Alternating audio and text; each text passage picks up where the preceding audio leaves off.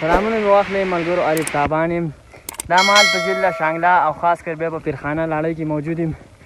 را سره علمشیر خان ولاړ دی، یار راغلی دی یارو د اسلام آباد نه. نو ما ورته به هلته ډېرې ویډیوګانې جوړولې. نو ما وایي چې نن په دې خپل خوږ کلي کې د ملګرو سره یو ښکلي شان ویډیو د لارې تک شریک کړم. نو روان یو بره د هدیت دوکره. نو ما وایي چې په لارې یو ویډیو جوړه کړو. نو غم خادي ده، کلی دی دا به پالو. نو وایي چې غم او خادي خور او ورور، ما او جانان اوبه او بیا خاص کر علمشیره په دې موسم به واورې کېدي، څه کلې خو واورې نشتي. نو څه دې خیال دی ملګرو ته به څه ویل غواړې؟ بس یار موږ هم چې تېر کال راغلي وو په دې نو واوره وه، ښه ډېره واوره وه، ښکلی موسم و. بس پته نشتي الله پاک قدرت دی، دې کال واوره هم نشتي. بس ټول زمونږ عملونه دي، زمونږ ګناهونه دي او نو واوره نشتي. نو علمشیره انشاءالله امید دی چې وبشي مونږ لا یو کلي کې ګورو. نو څنګه او دا تاسو کتی شئ مخامخ انځر ونه ده او تور املوک دي، تور املوکان دي، املوکان علمشیره کته چې مونږ او دنګې 50 روپو املوک راکړه نو هغه را سره وران شي او ستا دماغ خراب دی. او دلته څه وایي چې پرې به میلاوېږي. ښه نو روان یو علمشیره، دنګې دنګې ونې دي. وایي چې سوری د چنار خوږ دی، بس ستا انتظار خوږ دی، او زه یې ستړی نه کړمه، تګ د دغه لار خوږ دی. او یاره په ایمان وایه کلی او که ښار خوږ دی. او ما ته دواړه یو شی دی، مور خوږه که پلار خوږ دی. نو دا به راته ته وایي چې مور خوږه که پلار خوږ دی یا کلی او که ښار خوږ دی. نو کلی دی ملګرو، مور او پلار خو موږ ته دواړه یو شانتې دي. او تاسو راته په کمنټس کې ووایئ چې ستاسو کوم یو خوښ دی. نو کلی خو کلی دی، وطن دی او وطن دی. وایي وطن زما نه پاتې کېږي لکه مرغۍ په ډکو شپې سبا کومه. نو روان یو په پورته.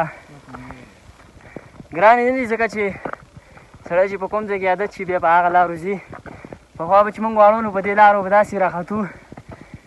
دا مخامخ تاسو کتی شئ دا پورته دا تنګی دی، دا کومې د ګیر چاپېره پټونه چې کومې اوبه را روانې شي نو هغه بیا په دې په کته وځي، د دې ځینې غټو خوړونو ته وځي. دا خو په دې نیټه باندې کې وچوي نو کله چې بارانونه خوړونه راشي نو دا بیا داسې غربار کوي. علمشیره د سلیم خبره وي چې څنګه چې تنګي راوتلي جوړه تار خیږي وي چې څنګه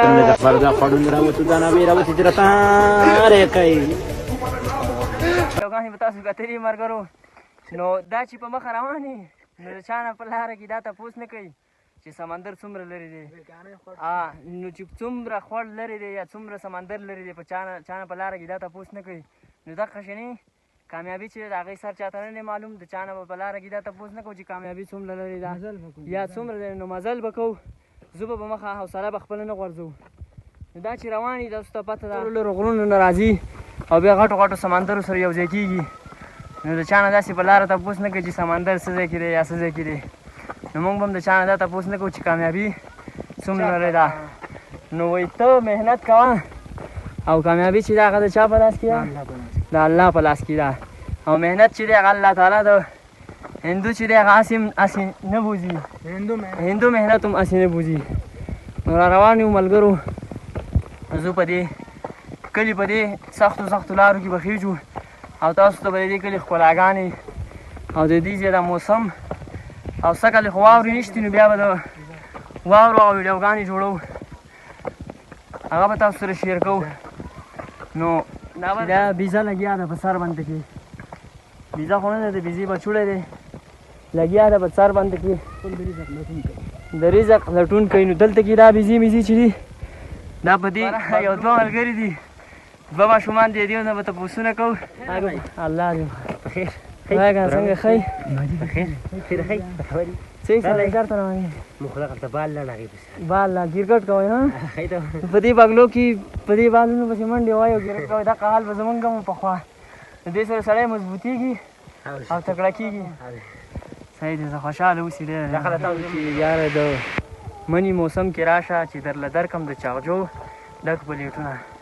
نو تاسو کتی شئ او غوز دې کومې چغجې چې دغه کېږي هغه د دې نه د غوز ونه ده، د دې نه مونږ ټک وو د مني په موسم کې او بیا یې ماته وو.